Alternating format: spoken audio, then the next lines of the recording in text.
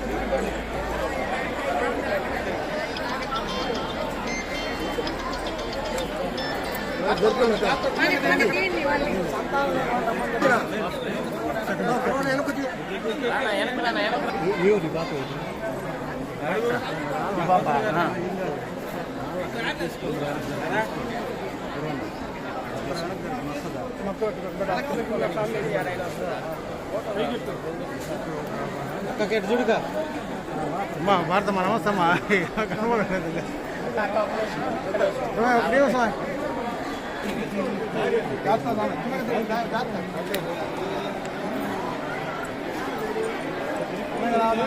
నేను వస్తుంది దేని మళ్ళీ దానికి